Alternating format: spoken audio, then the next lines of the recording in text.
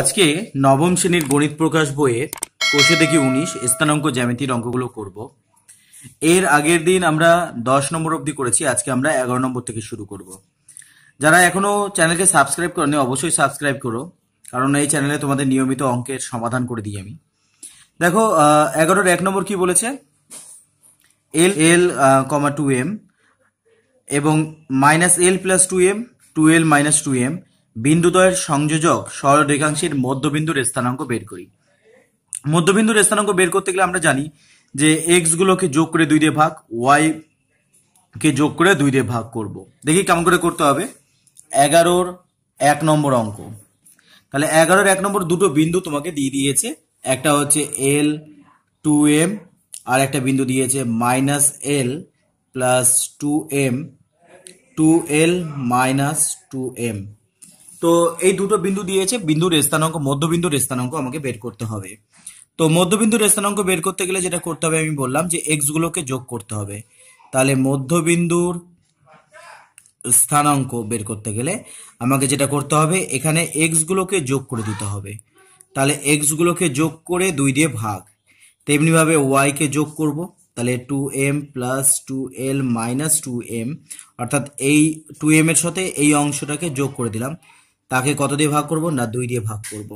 তাহলে এল এল কেটে গেল, তাহলে 2m কে যদি আমরা 2 দিয়ে ভাগ করি তাহলে m হবে। আবার দেখো এটা কেটে গেল, তাহলে 2l থাকলো, 2l কে যদি আমরা 2 দিয়ে ভাগ করি তাহলে শুধুমাত্র কি থাকবে, শুধুমাত্র এখান থেকে l থাকবে। তাহলে এটা কত নম্বরের সাথে মিললো, এটা ডি নম্বরের সাথে মিলে গেছে। তাহলে এরকম ভাবে করে আমরা এর পাশে ডি লিখব। তারপর দেখো 2 নম্বর অঙ্ক। 2 নম্বর কি বলেছে, এ বি বিন্দুদ্বয়ের সংযোজক সরলরেখাংশ পি বিন্দুতে অন্তস্থভাবে 2:3 অনুপাতে বিভক্ত হলে পি বিন্দুর ভুজ কত। তাহলে দেখো অন্তস্থভাবে বলে দিয়েছে, অনুপাতটা বলে দিয়েছে। তো আমরা এই অধ্যায়ের 1 নম্বরের অঙ্কগুলো যেমন করে করেছিলাম সেই একই রকম ভাবে আমরা করার চেষ্টা করি। তাহলে 11-2 নম্বর দেখো 11-2 আমরা এই অধ্যায়ের শুরুতে যে অঙ্ক যেমন করে করেছিলাম, ধরো তোমাকে দুটো বিন্দু দিয়ে দিয়েছে এ 1 5, একটা হচ্ছে বি হচ্ছে -4 এবং হচ্ছে 7, আর একটা বলেছে যে অন্তস্থভাবে ছেদ করেছে কোন অনুপাতে না 2:3 অনুপাতে তারা ছেদ করেছে। তাহলে আমরা স্থানাঙ্ক আমরা বের করতে জানি, তাহলে স্থানাঙ্ক আমরা বের করি। আচ্ছা, তাহলে যে বিন্দুতে তারা ছেদ করেছে, এই যে 2:3 অনুপাতে যে বিন্দুতে ছেদ হয়েছে সেই বিন্দুর স্থানাঙ্ক আমরা বের করি। তাহলে যে বিন্দুতে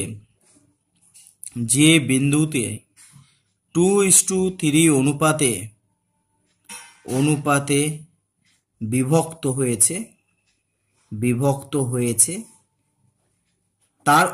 তার স্থানাঙ্ক। তো যে বিন্দুতে এই যে দুটো বিন্দু দ্বারা যে সরলরেখা হয়েছে, কোথায় 2:3 অনুপাতে বের হয়েছে তার একটা বিন্দুর স্থানাঙ্ক আমরা বের করতে পারবো।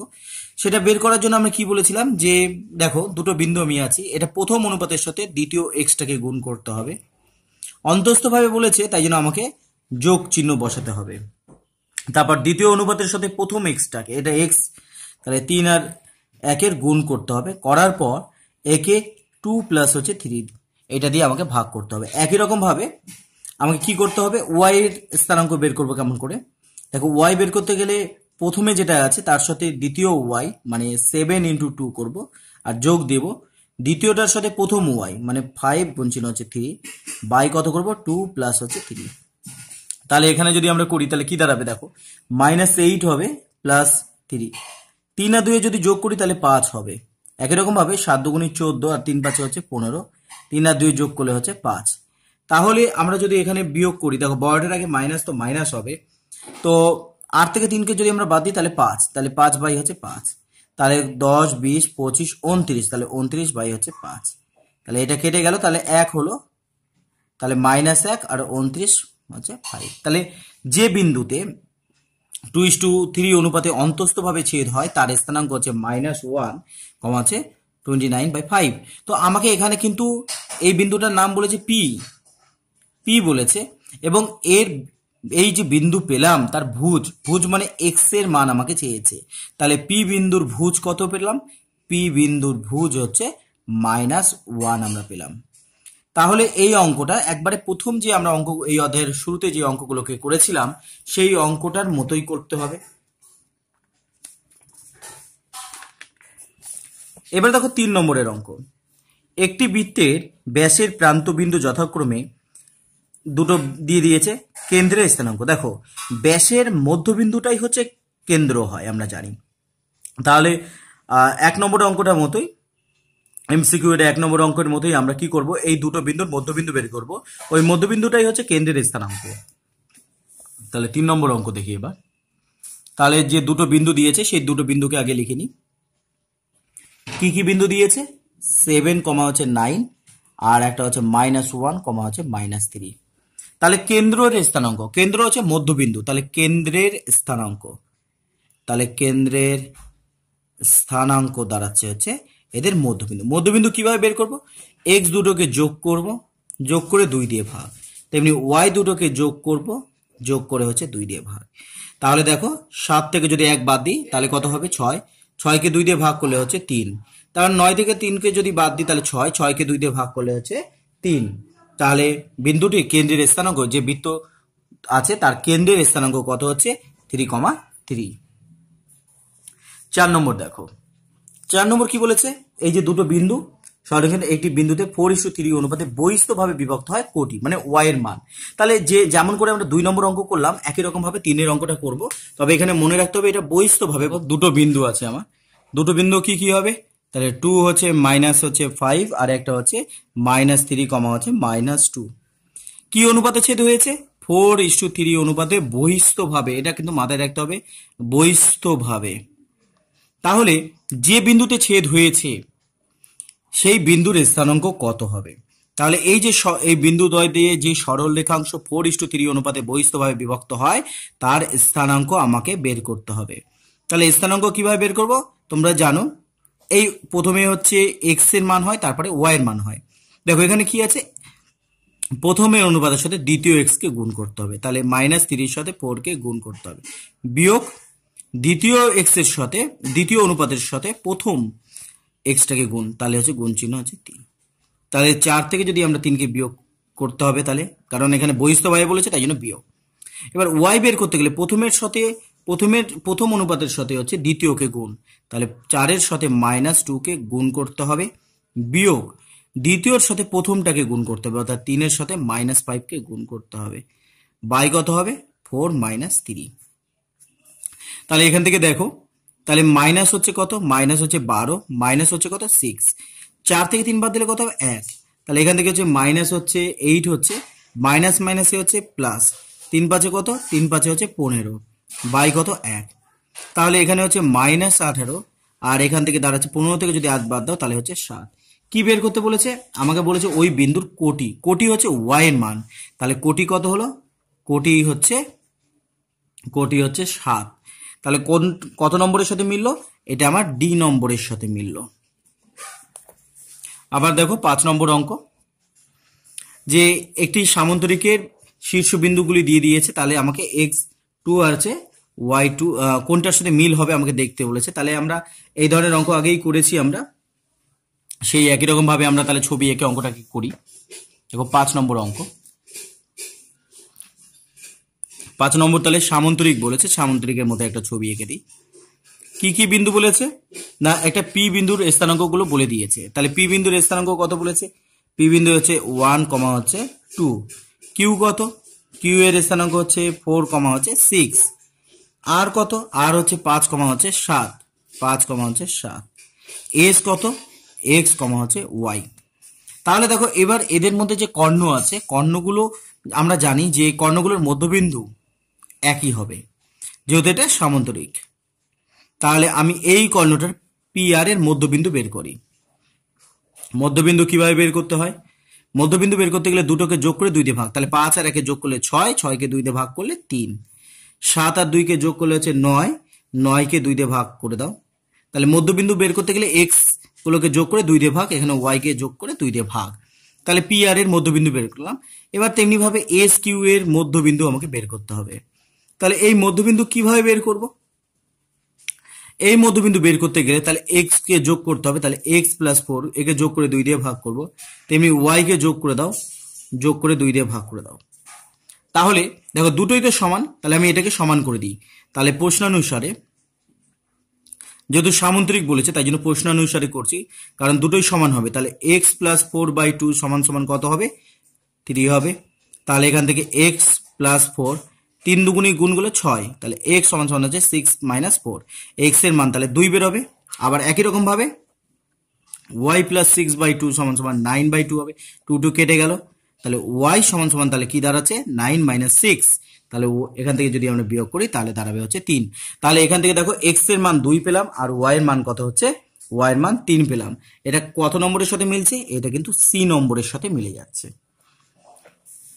তাহলে আশা করি তোমরা এমসিকিউ গুলো বুঝতে পেরেছো। এবার দেখো 12-র 1 নম্বর, একটি বৃত্তের কেন্দ্র সি, ব্যাস এ বি, এ এবং সি বিন্দুর স্থানাঙ্ক বলে দিয়েছে, বি বিন্দুর স্থানাঙ্ক কত? আমি একটু ছবিটা এঁকে নিয়ে করি, তাহলে আমাদের বুঝতে সুবিধা হবে। তাহলে দেখি 12 নম্বর অঙ্ক, 12-র 1। তাহলে সি কেন্দ্রীয় একটি বৃত্ত আঁকতে বলেছে, তাহলে একটা বৃত্ত যার কেন্দ্র হচ্ছে সি, আর ব্যাস বলেছে, ব্যাস হচ্ছে এইটা, আমি ধরে নিয়েছি এ বি হচ্ছে ব্যাস। এ এবং সির স্থানাঙ্ক বলে দিয়েছে, এখানে এর স্থানাঙ্ক কত বলেছে? 6, হচ্ছে -7, আর সির স্থানাঙ্ক বলেছে 5, হচ্ছে -2। এবারে দেখো কি বলেছে, বি বিন্দুর স্থানাঙ্ক আমি জানি না, আমি ধরলাম এক্স ওয়াই, বি বিন্দুর স্থানাঙ্ক হচ্ছে এক্স ওয়াই। তাহলে দেখো আমরা তো জানি যে সি হচ্ছে এ বির মধ্যবিন্দু, তাহলে মধ্যবিন্দু বের করে কিভাবে? দুটো এক্স কে যোগ করে 2 দিয়ে ভাগ, এটা সমান সমান কত হলো? 5 বলে দিয়েছে। আবার দেখো ওয়াই কে যোগ করো, তাহলে এখানে -7 আর ওয়াই কে যোগ করে দাও, -7 প্লাস ওয়াই কে যোগ করে 2 দিয়ে ভাগ, তাহলে কত বলেছে এটা?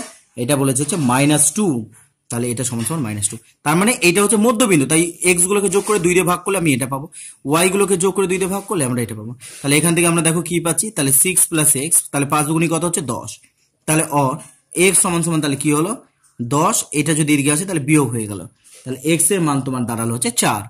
একই রকম ভাবে প্লাস 2 দুগুণী কত হবে? 4, তাহলে ওয়াই সমান সমান, তাহলে এই মাইনাসটা দিকে গেলে +4, তাহলে সাথে সাথে আমরা যদি 4 কে যোগ করি তাহলে আমাদের এখানে কি দাঁড়াচ্ছে? এখানে কত আছে? -4 আছে, দেখো কারণ মাইনাস আছে তাহলে -4 হবে। তাহলে 7 থেকে যদি -4 কে যদি বাদ দিই তাহলে হচ্ছে 3। তাহলে সি বিন্দু বি বিন্দুর স্থানাঙ্ক আমরা পেয়ে গেলাম। তাহলে বি বিন্দুর স্থানাঙ্ক কত দাঁড়ালো? বি বিন্দুর স্থানাঙ্ক আমার দাঁড়ালো হচ্ছে 4, হচ্ছে 3। এবার দেখো 2 নম্বর অঙ্ক, 2 নম্বর অঙ্ক কি বলেছে? পি ও কিউ বিন্দু যথাক্রমে প্রথম ও দ্বিতীয় পাদে অবস্থিত এবং এক্স ও ওয়াই বিন্দু থেকে অক্ষ থেকে বিন্দু দুটি প্রত্যেকের দূরত্ব যথাক্রমে 6 একক ও 4 একক। পি কিউ সরল রেখাংশের মধ্যবিন্দুর স্থানাঙ্ক লিখি। দেখো কি বলেছে সেটাকে যদি আমরা এখানে একটু এঁকে নিই তাহলে সুবিধা হবে। দেখো পি ও কিউ বিন্দু যথাক্রমে প্রথম ও দ্বিতীয় পাদে আছে, তাহলে আমি একটা, যখন আমরা লেখচিত্র আঁকি জানি দুটো অক্ষ পরস্পরের সাথে লম্বভাবে থাকে, তাহলে এইটা হচ্ছে প্রথম পদ, প্রথম পাদ, এটা দ্বিতীয় পাদ, এটা তৃতীয় পাদ, এটা হচ্ছে চতুর্থ পাদ। কি বলেছে? বলেছে যে একটি সরল রেখা পি ও কিউ, এই একটি বিন্দু পি ও কিউ, পি হচ্ছে তোমার প্রথম পাদে রয়েছে আর কিউ রয়েছে হচ্ছে তোমার দ্বিতীয় পাদে। তারপর কি বলেছে? এক্স অক্ষ থেকে ওয়াই অক্ষ থেকে বিন্দু দুটি প্রত্যেকের দূরত্ব 6 একক ও 4 একক। তাহলে আমাকে যদি বলে, দেখো একটা জিনিস মনে রাখবে, এক্স অক্ষ থেকে দূরত্বটা হচ্ছে ওয়াই এর মান বিন্দু, আর ওয়াই এর থেকে দূরত্বটা হচ্ছে এক্স এর বিন্দু আমরা ধরবো। তাহলে ওয়াই থেকে দূরে আছে 4, তাহলে এটা হচ্ছে এক্স এর মান আমরা পেলাম, আর এক্স অক্ষ থেকে 6 একক দূরত্বে রয়েছে, ওইটাকে আমরা ধরবো ওয়াই এর মান। তাহলে এখানেও তাই হবে, এখানেও তাই হবে। কি হবে? যে 4 আর হচ্ছে 6 হবে। কিন্তু দেখো এখানে মাথায় রাখবে যে এই যে তৃতীয় পাদে কিন্তু তোমার দুটোই হচ্ছে কি হয়? মাইনাস হয়, তাহলে দুটোই মাইনাস হয়ে গেল। তাহলে দুটো বিন্দু আমি পেয়ে গেলাম। পি বিন্দুর স্থানাঙ্ক কত? পি বিন্দুর স্থানাঙ্ক আমরা পেলাম হচ্ছে 4, হচ্ছে 6, আর কিউ বিন্দুর স্থানাঙ্ক -4, হচ্ছে -6। কেন পেলাম বুঝতে পেরেছো? কারণ এক্স অক্ষ থেকে দূরত্ব যেটা বলবে সেটা হচ্ছে ওয়াই বিন্দু, আর ওয়াই অক্ষ থেকে যেটা দূরত্ব বলবে সেটা হচ্ছে এক্স বিন্দু। তাহলে আমরা পেয়ে গেছি এক্স এর মান, ওয়াই এর মান পেয়ে গেলাম, তাহলে একটা বিন্দুর স্থানাঙ্ক পেয়ে গেলাম। এইবার বলছে এদের মধ্যবিন্দু, তাহলে পি কিউ এর মধ্যবিন্দু, তাহলে পি কিউ এর মধ্যবিন্দু যদি আমি আঁকি, মধ্যবিন্দু কিভাবে আঁকবো? মধ্যবিন্দু করতে গেলে আমাকে এই দুটোকে যোগ করে 2 দিয়ে ভাগ, তেমনিভাবে -6 আর +6কে যোগ করে 2 দিয়ে ভাগ। তাহলে এখান থেকে দেখো -4 থেকে +4কে বাদ দিলে 0, 0কে 2 দিয়ে ভাগ করলে 0, তাহলে 0,0, তাহলে মূল বিন্দু দিয়ে যাবে। এই 0,0 মানে হচ্ছে মূল বিন্দুগামী হবে। 3 নম্বর দেখো, এ ও বি বিন্দু যথাক্রমে দ্বিতীয় ও চতুর্থ পাদে অবস্থিত। এক্স অক্ষ ওয়াই অক্ষ থেকে বিন্দুদ্বয়ের প্রত্যেকের দূরত্ব হচ্ছে 8 একক ও 6 একক। এ বি সরল রেখাংশের মধ্যবিন্দুর স্থানাঙ্ক কত? যেমন আমি এখানে করলাম একই রকম ভাবে তোমাকে কিন্তু এই একই পদ্ধতিতে 3 এর অঙ্কটা করতে হবে। কেমন ধরে নেব? দুটো আমি অক্ষ ধরে নিলাম। এবার কিন্তু বলেছে দ্বিতীয় পাদে অবস্থিত একটা বিন্দু, তার নাম দিতে বলেছে এ, আর চতুর্থ পাদে অবস্থিত একটা বিন্দু, তার নাম দিতে বলেছে বি। দুটো বিন্দু আমাকে বলেছে। তারপর দেখো এক্স অক্ষ থেকে 8, ওয়াই অক্ষ থেকে 6, তাহলে ওয়াই অক্ষ থেকে যেটা বলবে সেটা হচ্ছে এক্স এর মান বলবো, আর এক্স অক্ষ থেকে দূরত্ব যেটা আছে সেটা হচ্ছে ওয়াই এর মান। তাহলে 6,8, তাহলে এখানেও 6,8 হবে। কিন্তু এখানে একটু মাথায় রাখবে যে দ্বিতীয় পাদে এক্স সবসময় নেগেটিভ হয়, আর তোমার চতুর্থ পাদে কি হবে? চতুর্থ পাদে হচ্ছে ওয়াই এর মানটা নেগেটিভ হয়। তাহলে এদের মধ্যবিন্দু যদি বলে, মধ্যবিন্দু বের করতে গেলে আমরা জানি কি করে বের করতে হয়। তাহলে এ বি এর মধ্যবিন্দু, মধ্যবিন্দু বের করতে গেলে আমাকে দুটোকে যোগ করতে হবে। তাহলে -6 + 6কে যোগ করে 2 দিয়ে ভাগ, তারপর 8 আর -8কে যোগ করে 2 দিয়ে ভাগ। তাহলে এখান থেকে কেটে দাও, 6 থেকে 6 বাদ দিলে 0, 0কে 2 দিয়ে ভাগ করলে 0, 8 থেকে 8 বাদ দিলে 0, 0কে 2 দিয়ে ভাগ করলে 0। তাহলে এইভাবে কিন্তু তোমাদের অঙ্কটা করতে হবে। তোমাদেরকে আমি এখান থেকে এই ধরনের একটা অঙ্ক আমি হোমওয়ার্ক দিচ্ছি, যদি বুঝে থাকো তাহলে অবশ্যই পারবে। তাহলে আমি বলছি যে এক্স ও ওয়াই বিন্দু যথাক্রমে এ ও এই যথাক্রমে প্রথম ও দ্বিতীয় পাদে অবস্থিত, ও দ্বিতীয় পাদে অবস্থিত। বিন্দু দুটি এক্স ও ওয়াই অক্ষ থেকে যথাক্রমে 5 একক ও 6 একক দূরে অবস্থিত, 6 একক দূরে অবস্থিত। বিন্দু দুটির মধ্যবিন্দুর স্থানাঙ্ক বের করো। বিন্দু দুটির মধ্যবিন্দুর স্থানাঙ্ক কত হবে?